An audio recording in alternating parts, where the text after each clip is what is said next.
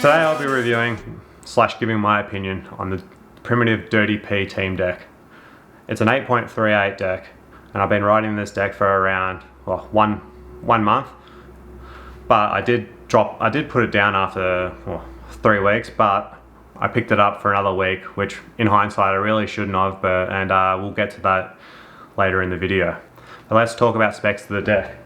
So we got this primitive deck that I picked up is 8.38 wide, 31.875 long, with a wheelbase of 14.18. Pretty good specs. Shorter wheelbase, nice and responsive. Perfect width for a beginner, really, 8.375 or 8.38. That's why I got it. I measured the deck. All the specs are pretty much on or just a little bit under. So if anything, it's a little bit smaller on all of them. Like the wheelbase was more of a 14.1775 if you really want to be nitpicky. All this is in inches. So, but I measure it to the millimeter and then convert it to the inches. So I find that more accurate. Right. The concave across the board is medium, with the kicks being medium onto the steeper side. It's got about it's got about 1.5 to 2 fingers are flat before you got your curves up. And if you're not sure what that is, that's from here to where the board starts to come up. So what do we got there? We got about 2. So the shorter that is, usually the steeper the kick. Let's say a 5 Boro deck that I had in my hands not long ago, it's probably only like 1 or 1/2 a finger. So that's a really steep deck. So if you're a beginner or you got a bit weaker legs, you might struggle with that, because you need a bit more effort to kick down a steeper deck than a flatter deck, as it's got more time to travel. You can get more pop and ollie higher, but you have to put more work in to get it up there. First impressions on this deck was that it was pretty good. Like, coming from an 8.25 deck, the reason I got the 8.38 deck, or 8.375, it's pretty much the same thing. The reason I got it was I wanted to feel a bit more comfortable on my board as a beginner, and you definitely do feel that. Like the length and the shortened wheelbase doesn't affect it too much. The shortened wheelbase, you get more response. It'll help you in your manuals. But what you're really looking for is the width, and the width is good, especially because I'm a size 11 shoe. It feels more comfortable. It was a little bit disappointing though that I couldn't really get to any skate parks on this deck, because we've been locked down in Melbourne. Skate parks are closed because of the big C. It's quite annoying. So I've only been able to do some flat ground stuff, flat ground practicing, and some ledge work as well on like small ledges that you've seen in some of my previous videos. Maybe I'll leave a link up in one of these corners here if you want to watch some of those. But after skating it for a little bit and getting used to the steeper kicks, because I was originally getting a little bit of ghost pop coming from the Globe G3, I did notice that this primitive was like razor tailing, like super duper quick. Like I don't drag my tail at a stop. I drag my foot or take my foot off. 3 sessions, I was like, wow, this is going down quick. And after 2-3 weeks, it was almost on par with my Globe G3, which I had for like, what did I have that for? I don't know who I'm talking to out here. I had that for I was rid that for 2.5 months. So it's like, that was surprising to me and a little bit disappointing at the same time. It's like the woods really seems soft for some reason, which it shouldn't be. It should be hard Canadian maple wood. So it's a little bit disappointing.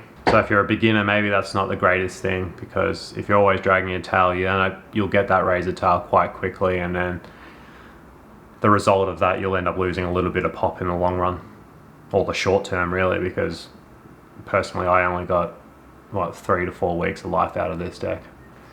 Moving on to weeks 2 to 3 of riding this deck, I was having some good times.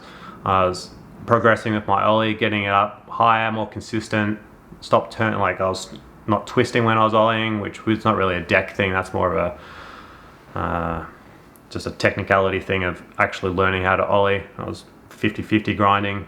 Again, there'll be no links here, but watch some older videos of some of my progression. But after that, like initial, like say 3 weeks, sort of where the fun stopped. I changed I got new shoes because my other ones, after 2 months, they were dead. So, but I don't think the shoes were the major issue with this. I felt like 3 weeks, pop was gone. It's like the razor tail was like really bad, and my skating just went downhill really quick. And like I can blame the board, or it could be myself, but like a board like felt really soft, really soggy, no pop. I was missing like my execution, like strike rate was, say if it was 70%, it was like down to 30%, which is a bit frustrating because especially when you're learning and you're trying to progress, make progression.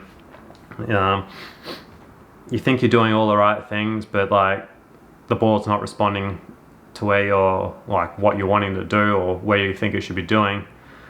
I don't know, it gets a bit disheartening at times. Like I said, maybe it's user error, but like when you have this much like razor tail, as you can see here, I feel like the performance of the deck's gonna like dramatically change, and therefore like you won't get the results that you want. And this was only after like 2 to 3 weeks. And like I'll mention it again that I don't use my tail to stop. I was probably like the last like weeks 3 to 4, I was like really I was practicing my manuals, but even so, I generally don't drag on my manuals and anywhere. So because I always fall forward on my manuals. I even felt like the kicks got a little bit more flatter as well. Like if you ever seen Neen Williams, he runs over his decks. It's like from Death Wish, he requests his decks to be flat, but sometimes they're not flat enough, so he actually runs them over, and it feels like that happened, but like with all the pop gone. So it's a bit, I keep saying disappointed because I don't know what the words to say. It's just like I didn't expect it. So maybe like I don't know if there's a difference between Primitive's pro models and Primitive Team Series, because you hear things like some people, also some brand companies, have like different quality boards for their pro series compared to their team decks because they're different price point as well.